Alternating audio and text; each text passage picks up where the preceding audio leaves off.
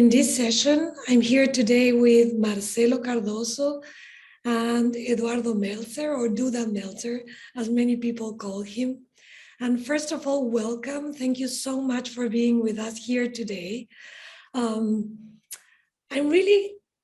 have to say I'm moved that two men from Brazil, two executives from Brazil, I know you have lots of experience in dealing with change, in driving transformation, and are coming here today to share such a vulnerable space with us, in really opening up into what shadows mean, what are the shadows for you.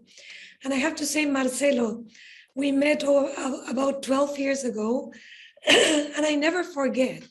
You gave me this book, which was from Laura Goodman, that was the maternity and the shadow, that helps you face your shadows.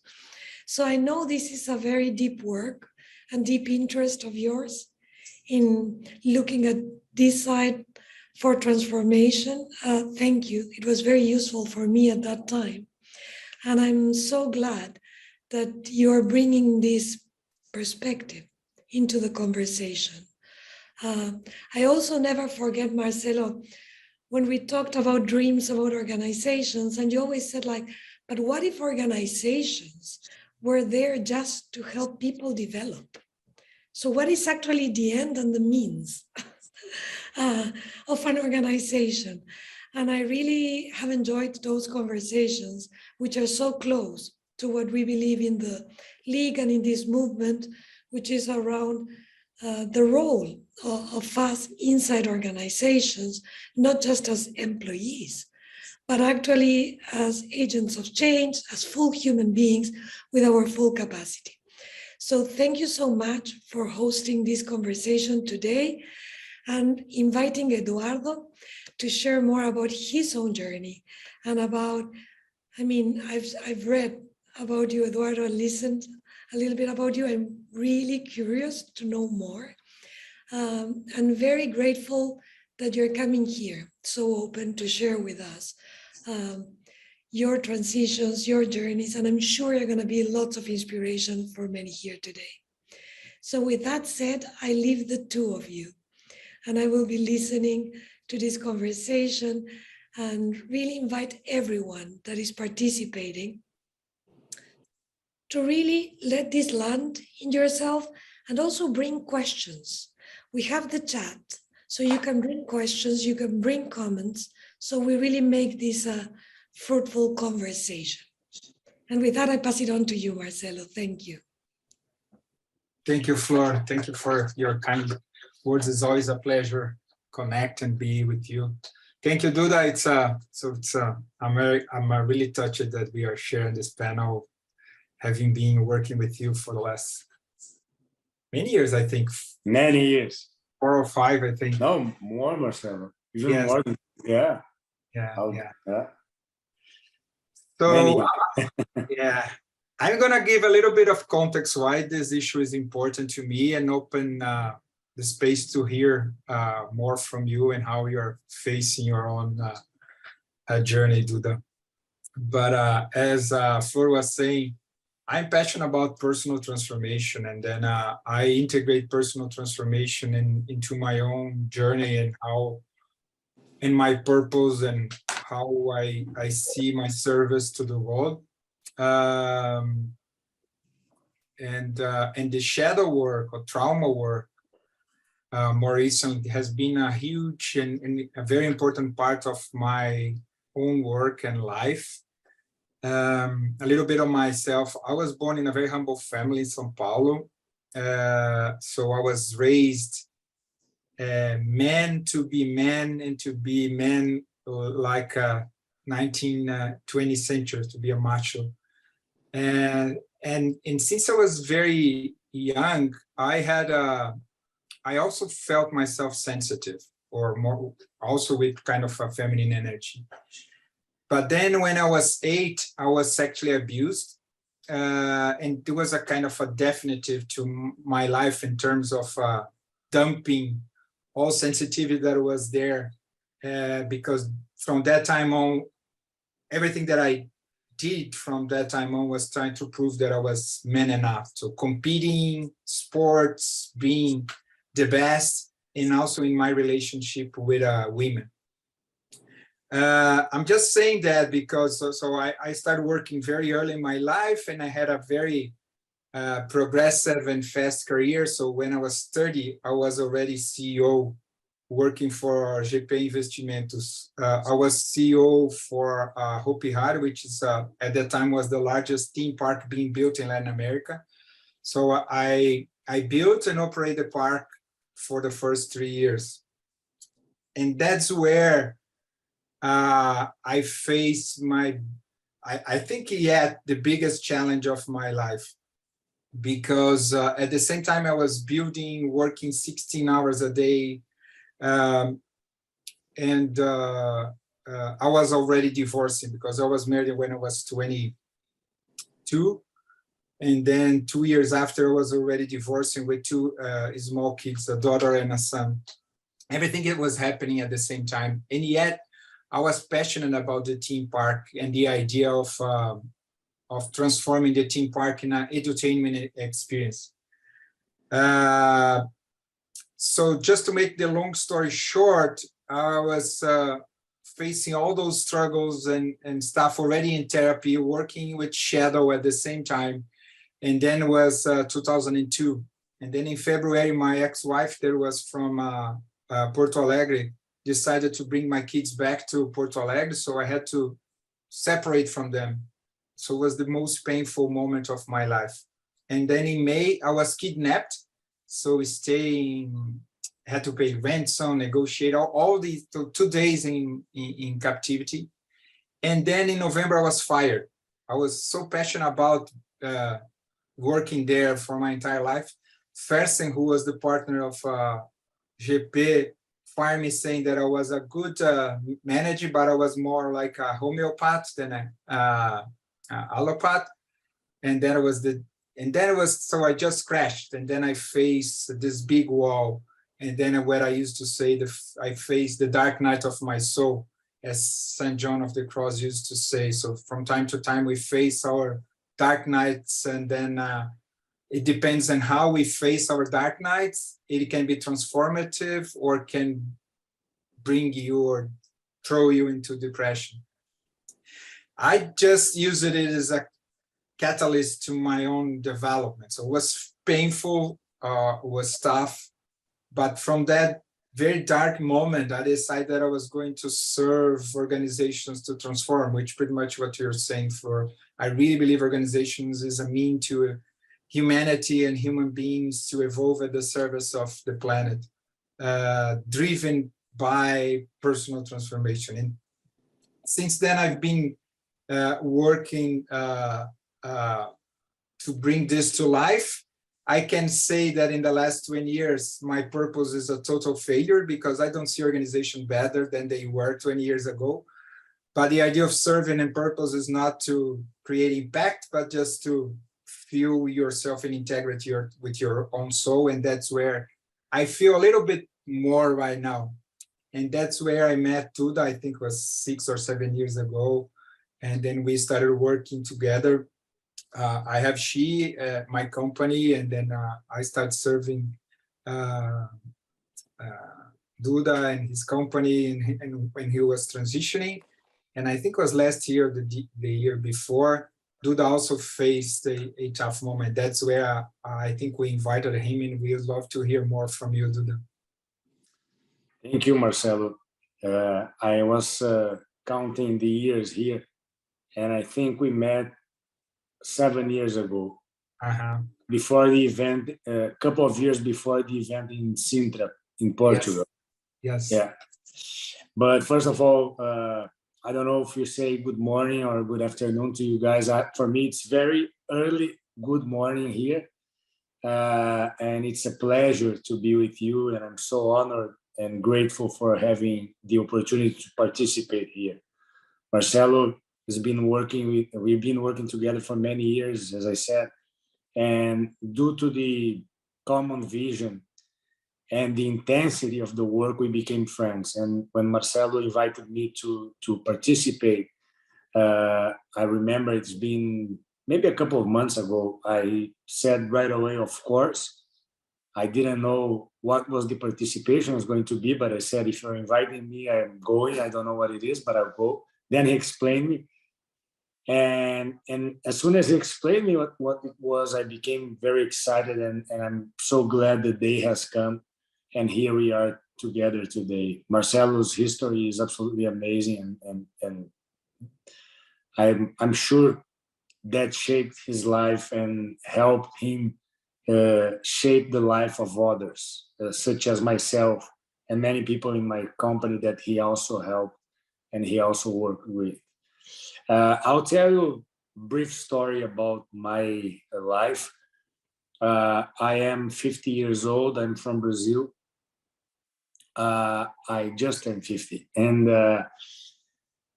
I thought that I had the perfect life. I had an amazing job. I have a beautiful family. We get along really well. 3 great kids. Love my wife. I'm successful from a business perspective and from a family perspective. Have done a lot of sports my entire life. Amazing education. I came from a well-to-do family, and since my childhood, my understanding was I don't take this for granted. I know that I have the privilege to have been born in this environment. So what can I do more? I have 3 options: do less, and then it's a failure. I can just keep things as they are, which I also think it's not fair, it's not good, because if you get an opportunity, I understand that you have to expand upon that opportunity to yourself and to others too. But then the third option would be, okay, I am lucky and fortunate, and I don't take for granted that I have this amazing situation with my life. What can I do to improve other people's life and my life too? And do this through work, through social engagement, uh, through sports, and to everything, to the relationship you have with people, and so on. So I always had this mindset. But having said that, I always thought, okay, it's great, everything's great, and I have control. I thought that I had control of everything. My business going really well. I used to work in my family business, and I decided to leave and founded my own company and was growing a lot. And then pandemics came. During the pandemics, situation in Brazil was tough, as you know, as it was in every country in the world. At some point, New York, where I am right now, became better than the situation in Brazil. And my kids, teenagers, were really overwhelmed. And my wife and I decided to come to New York. We have a place in New York, and to stay with the kids in New York, just because life was more normal than it was in Brazil. All of us, including them, were living, doing the work through Zoom, home office, homeschooling. So we said, we stay in Brazil or we go to New York, it doesn't matter, let's go to New York, because at least they can have a better life, personal life for them, to go out and walk outside. Brazil was in a moment of extremely tension because of political and vaccines and so on, and the pandemics was picking up a lot, So we came to New York. That was March, and then we could not believe how great it was. For those of you who know New York well, March, April, May, these are amazing transition months, beautiful, sunny, nice, great, and it's a tremendous contrast from the situation in Brazil. And then I've been a runner for many years. In the weekend of May, as I used to do quite often, I went to Central Park for a run. I ran almost 30 kilometers. It's a lot, it's almost like a marathon. And then when I got home, I felt a lot of pain.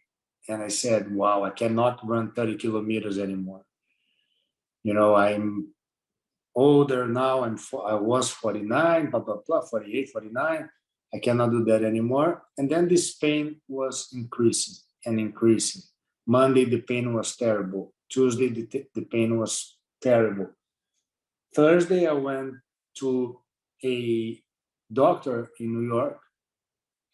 He made an exam on me, and he made a physical exam, and he couldn't identify where the pain point was on my back. And then he asked me to do an MRI. Again, my health was perfect. I had just ran 30 kilometers. I would eat extremely disciplined and very well. I didn't drink. I was like, I would wake up every morning at 5:30 to work out for 2.5 hours every day, blah, blah, blah. So I do this MRI. I go back home next day, which was a Friday. I was packing my stuff with my oldest kid to spend the weekend in Washington. The phone rings. As I was packing my bags with my kid, I answered the phone on the speakerphone, and he said, "Hi, Eduardo, this is Dr. blah, blah, blah. You don't have anything on your back." And I said, "Oh, great. Thank you. Can I go back running?" And he said, "No, Eduardo, you have some very problematic lymph nodes." I said, "Okay, no problem. It's May. I'm going back to Brazil in September, so I'll take care of this in Brazil." He said, "No, no, no, no, no. You're taking care of this right now. You have to go to the hospital." So what are you talking about? These lymph nodes, they represent one of two things. You either have a lymphoma or you have metastasis of some kind of severe cancer. And I said, "No, you're wrong. I don't have that. I'm very healthy. I'm doing really well. And that's not what's happening." He said, "Listen, I'm doing my part. If you open your email right now, you get the report. And I have to do that. And I have to formally recommend that you seek for a treatment, because otherwise you're going to be in serious trouble." And my kid was listening to that because I was on the speakerphone. And he said, "You're going to die if you wait until September." And I said, and then suddenly I said, "Thank you." I hang up. My kid has like eyes this big, "Dad, he's not right. This guy is lying. He doesn't know you. You're an athlete. You are our hero. You don't have anything. Look at you. You're amazing." And when you're going, when you see these pictures of an earthquake, that suddenly the floor opens in front of you. That was the feeling that I had. I felt that there was like the floor was open in front of me, and I was about to fall inside of this hose, and I had to hold myself. And then I look at my kid, and then my wife came in the room. My two other kids came in the room, and they asked me what happened. And before I speak, my other kid spoke, and so he gave the news to the rest of the family. And then it's a long story, but I'll try to make it short so we can have a better conversation. And then at that point, of course, I need to go through a bunch of exams to really identify what it was. There's a funny story because in 2 days after that, I was able to schedule an exam, a PET scan, to really see what was going on. And then when the PET scan finished, the doctor came to me and said, "You have a lymphoma." My wife and I were like celebrating in the room because I didn't have a severe metastasis cancer. So, "Guys, I know you're from Brazil, but it's a lymphoma. You know what a lymphoma? Do you want to Google that?" I said, No, listen. My two options were a severe cancer with metastasis or lymphoma. So this is great. But that actually happened, But as soon as I realized that, I got back home and I said, what can I do now? You know, I thought that I had the control of my life. I was doing great, blah, blah, blah. I was healthy, No. Suddenly, I have a lymphoma and I can die. That's the reality. Oh, it's treatable, it's curable, blah, blah, blah, but I'll have to go through severe treatment. What can I do now? Number one, I want to learn. I really want to learn. This is a message that I'm getting. This is an opportunity that I'm getting. I've never asked, why with me? Why me? I never victimize myself. I push from the bottom of my heart a lot of courage and a lot of strength to fight against, but not with anger, and believe me, with pleasure. I was scared. I was very scared. The doctors told me that my illness was one that it's pretty not only treatable but very curable. But the key is to go through the treatment. If you resist the treatment, then you do well. But the problem sometimes, a lot of times, is that you don't have the ability to resist the treatment because it's a very strong treatment, and you have to go through that because that's the only way you can kill the disease. So you can, as my doctors told me, you can die cured. Okay, because you don't resist. Some people don't resist the treatment. And I said, I'm not gonna die cured. I'm not gonna die right now. I'm gonna learn. I want to be a better person. And that situation completely changed my life. I had to take a very strong chemotherapy. I have to do a chemotherapy treatment. It was really strong. And as I was going through that, and after my first cycle of chemotherapy, I had a click because I think I had this predisposition to learn and to grow as a human being, and understanding that as an opportunity that I was getting to have a new life. And after the first cycle of chemotherapy, I realized that my life was a very poor life before. And that is the same life that I thought was the most beautiful life.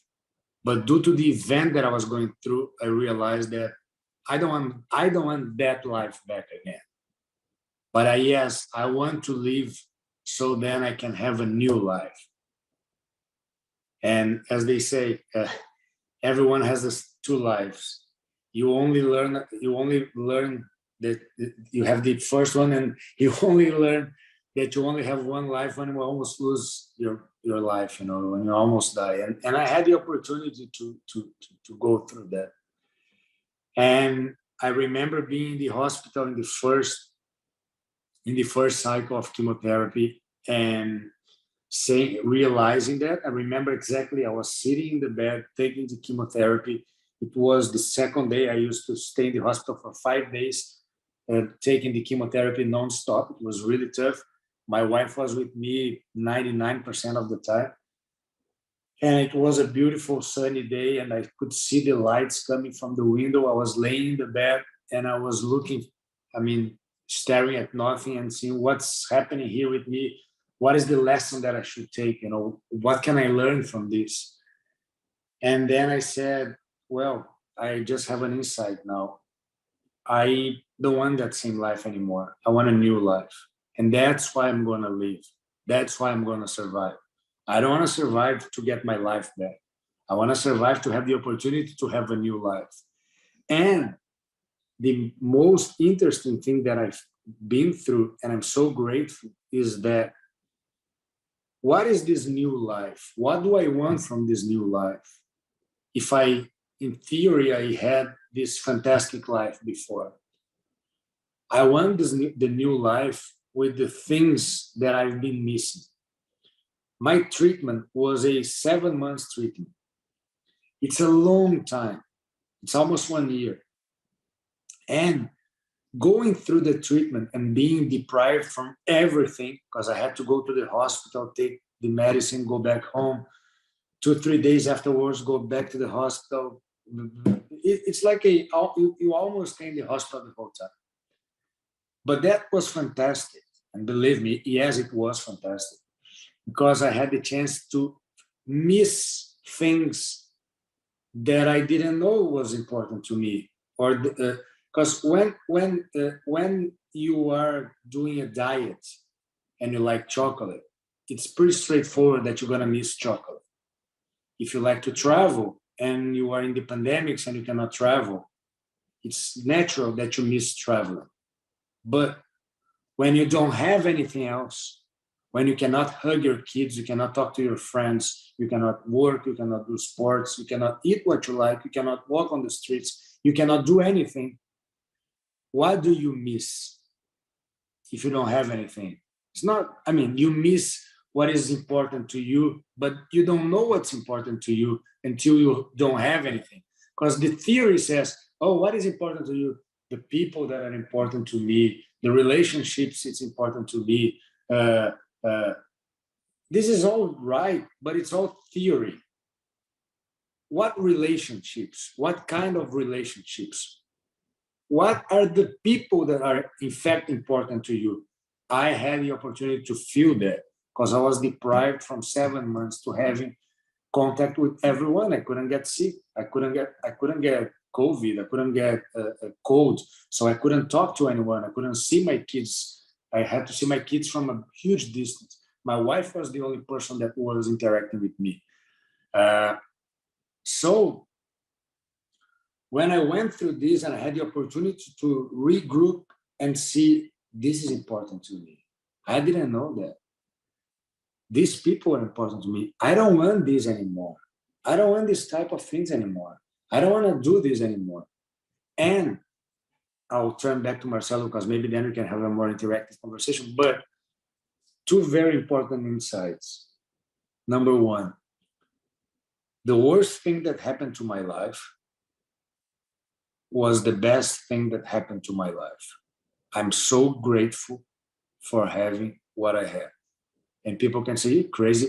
I don't wish anyone, even I don't have any enemies, but if I had like an enemy, no, I don't want anyone to go through this. But I have to say, it was a gift from God. You know, I grew a lot. I had the chance to have a new life. I'm a happier person today. I'm very happy today. The second thing that I wanted to bring to you is that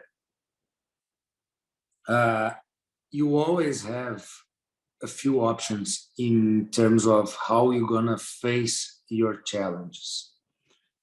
I would say that most of the people who were in the hospital with me, there was like 21 rooms in the hallway that I was. And I ended up, I like to meet people, and I ended up getting to know a lot of the people. There was like 12 years old, 30, every age, from 80 to 10, 80 to 4, actually. People usually were really, they were taken by the problem. They were there, and they were really sad, and they were depressed, which I don't blame. I mean, that's what you have to, I think that's the right, that is the common feeling that I think you have to have, you end up having when you go through a situation like that. I chose, and it wasn't easy, to be a optimistic, realistic, but optimistic attitude towards that. And that required a lot of courage from me. And that helped me a lot, because all the nurses and doctors and the people who were dealing with me, they were so, I would say, quote unquote, contaminated by my attitude, that I saw their commitment to really help me and be with me and support me. And in addition to that, I was able, and I think my own attitude helped me cure my problem. I'm doing amazingly well. I'm, as I said, I'm healthy. I'm 100% healthy, and my head is, and my mind is so much better than it was before, and I'm happier. But I know that I could get all this help, you know, and the ability to get this help the way I got, I'm quite sure it's also because of the attitude and the courage you bring to the table. But I mean, I have so much more to bring, but I think, you know, I maybe Marcelo can ask more questions and directly talk. Yeah, perhaps if you feel comfortable sharing the experience you have with the constellation and because you did a lot of different things, and then I remember and also the importance of relationships and how you make amends and reconnect with some important people throughout of this healing process. Fantastic, Marcelo. This is so powerful that I want to share with you. I've been a very skeptical person about. I mean, I've been a skeptical person my entire life. You know, I always believe in God. I'm Jewish. My family is Jewish, and I always pray. I've been always grateful and all of that. But having said that, I wasn't a big fan of, you know, alternatives or things to, you know, this will help me. You have to meditate. I said, no, this, you know, very business oriented, very pragmatic, very go getter. Let's do it. Let's expand. Let's do it. Let's help. Let's support. Blah, blah, blah. Always doing something. When I went through that situation, I said, I want to learn. And you're only going to learn if you open your mind. You learn not doing what you know, but having the experiences in doing what you don't know. But that has to be genuine. You know, you really have to do that from your heart. And we're talking about relationships. And by the end of the first or second cycle of chemotherapy, my doctors came to me and said, I have some very good news. You are doing really well. Remember that we said that the treatment is the key factor for your cure. You are responding extremely well for the treatment. And I want to manage expectations. I mean, you have to, you know, wait. But if you keep like this, you're going to do well. But there was something inside of me that would tell me that I wasn't cured. I didn't know what it was. Then I called Marcelo.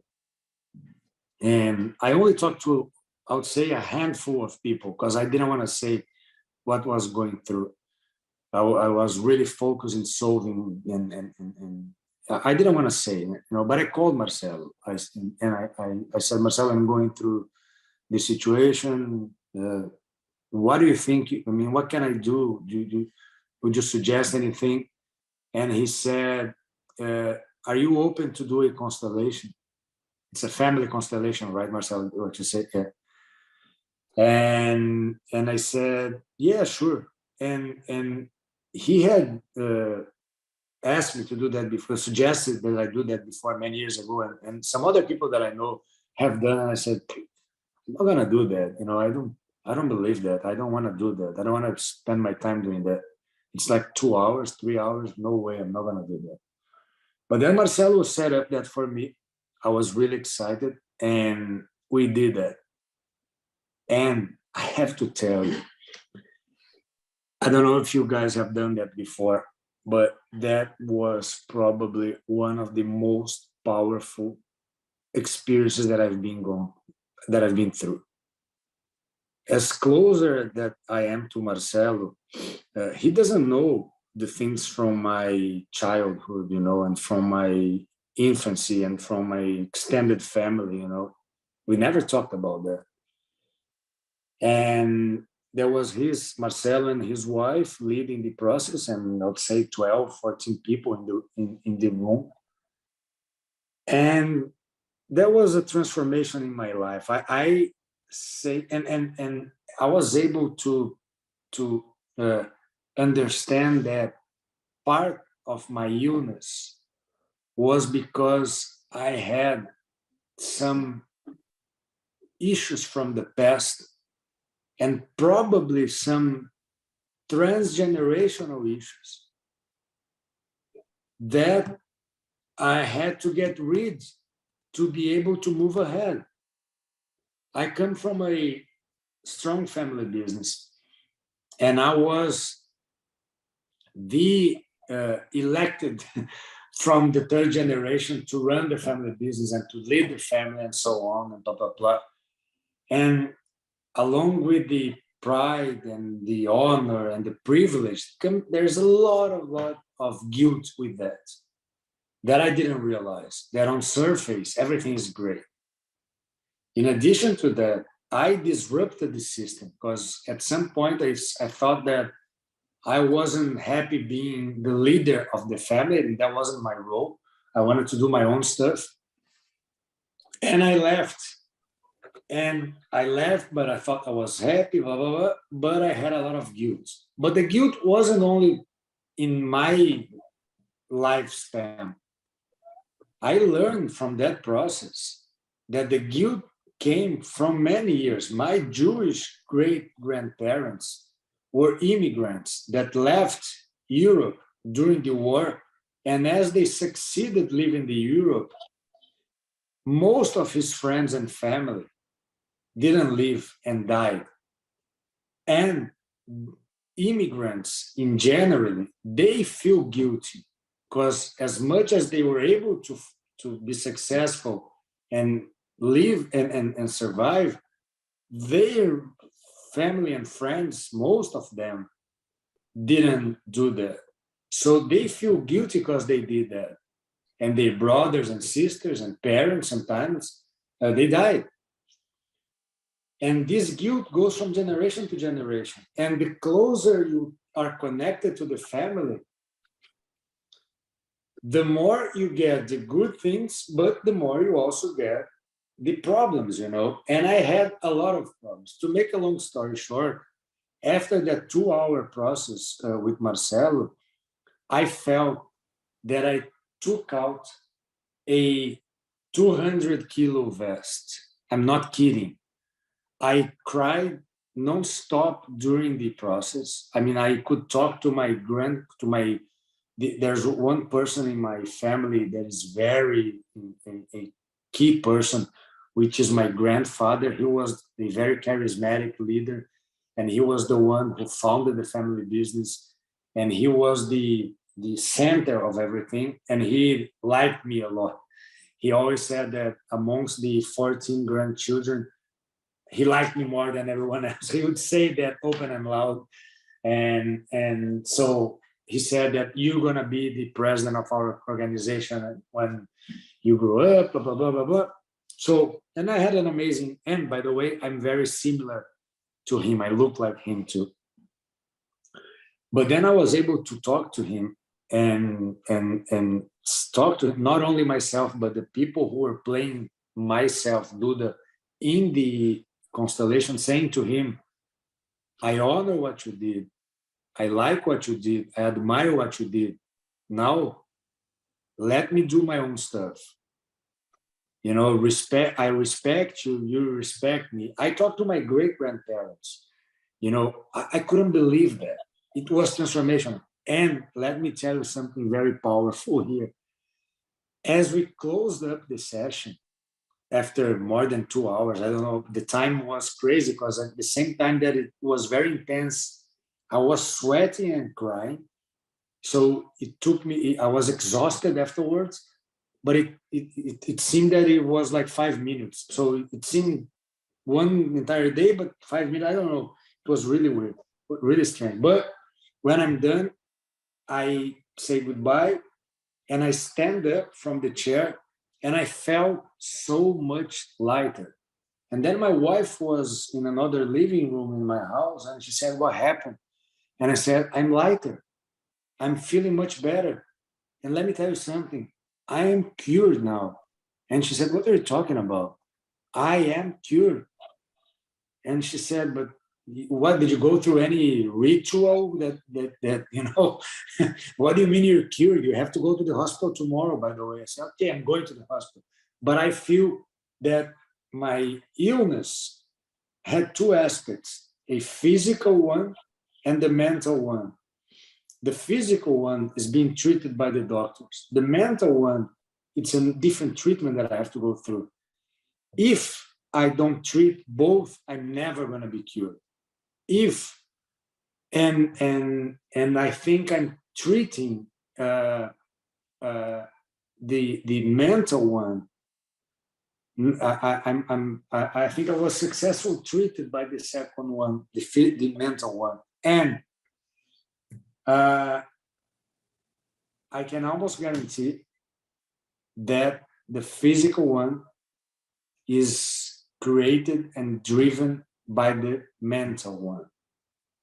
So it's not that you don't have the predisposition, you don't have the genes, or you don't have, but that mental situation is a major trigger point to stimulate the inflammation and the problems that I had.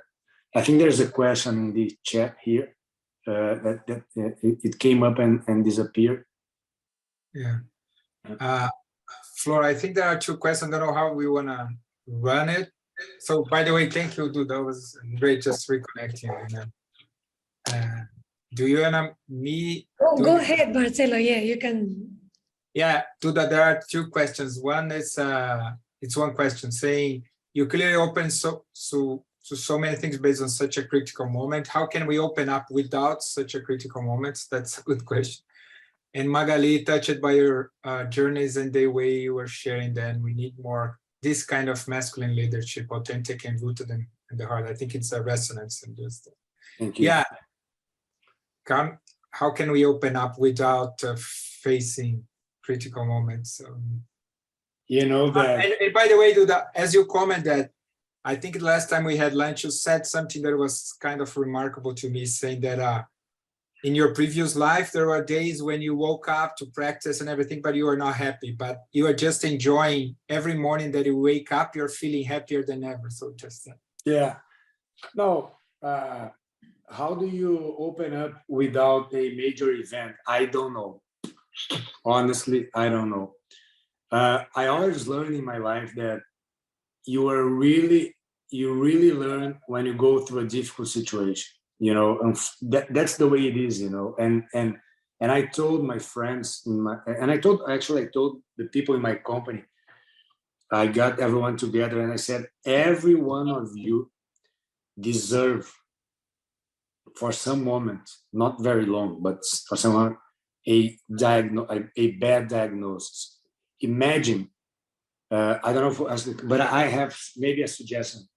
Imagine that you're gonna do a checkup or an exam, and today is not an envelope, it's online, but imagine that you get the envelope and the envelope says you have cancer. Okay, that single moment will change your life, and then you have the opportunity to say, what is important to me? What is I was lucky because my process took 7 months. I had a lot of time to think and think and think and think. I don't wish this to anyone, but if you have the chance to just say, I just did my checkup and the results are bad, I have cancer, and wait for 1 week to say, wow, I have, what can I do? I have cancer, what can I do? That's something that I think everyone should go through, you know. But I don't see how you can open up without going through a major event yourself. And that is the trade-off, you know, that is the trade-off. But I don't know. I see, for instance, my wife and my kids, who were very close during this entire process. They lived very connected with me this time, and they took advantage of that. They were able to see the family disrupted, you know, But I sorry, I think it was Joanna who has the, I don't know how you do that.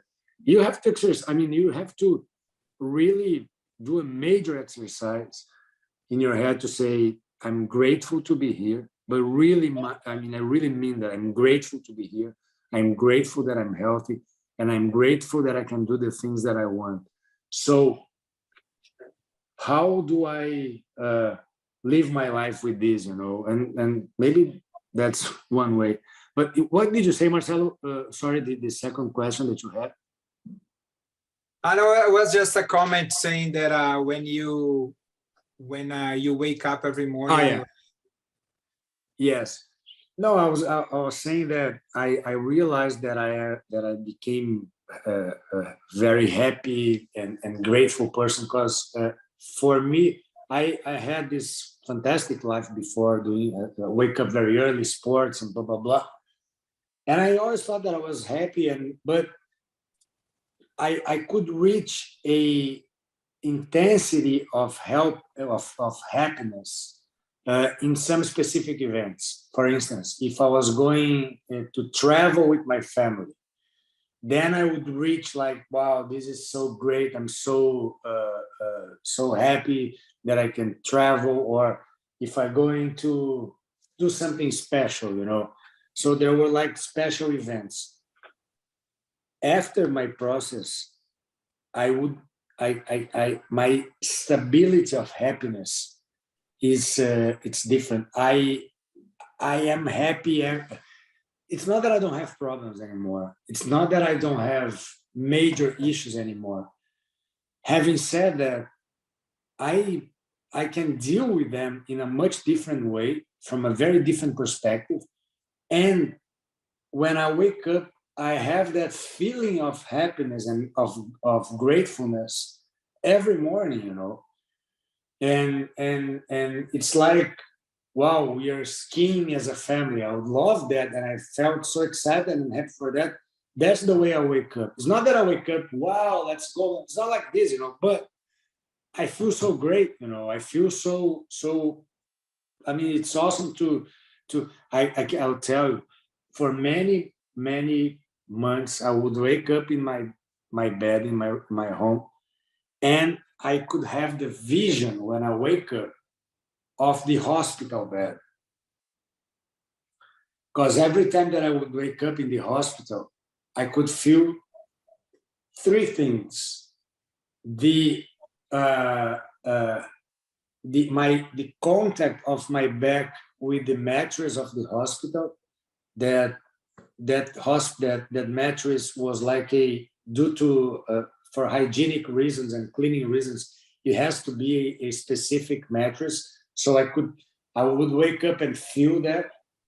I would wake up every morning and have that smell of the hospital, which wasn't bad after, but it's a specific smell. In the morning, it's a mix of medicine, hygiene products, and food, because they bring the breakfast in the morning. That was the second. And the third thing that I would see when I wake up in the hospital is the bed. When you're lying down and you look, there's this white thing that protects you in the bed. So these were the three things that I would see myself every morning.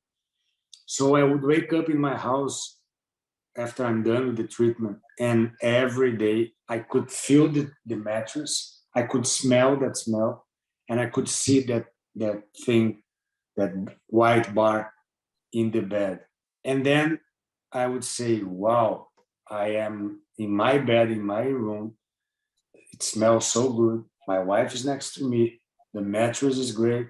And I don't see any bar in front of me, and I'm home. So that was a feeling that would fulfill, but just waking up and not taking for granted where you are, it's major to have a nice day, So yeah. Thank you, Duda. Yeah. I think there was a question here. I think it was about the courage to bring the feminine side into the traditional organization. I think it's based on the story I shared, and also you feel free to share as well, Duda. But to me, I had to do a lot of therapy to heal my feminine side, as I said. I remember the first time in therapy, I kind of inner visualized my inner feminine. It was a kind of a small girl curled in a dark room, shaking of fear. So it took me a long time to integrate and also um, heal and be open to bring this part of me to life. Also, there was a lot of pain I inflicted to many women throughout of my life, and also was a process of healing and reconnecting and somehow saying sorry.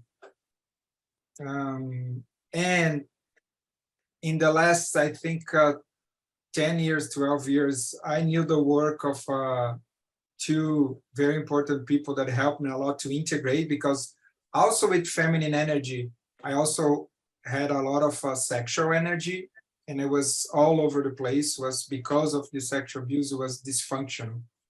So, and then I knew the work of David Data and Michaela Boehm, and I did a lot of workshops to integrate my sex, because part of my integration with my feminine energy was related to how I integrated and heal my sexual abuse trauma.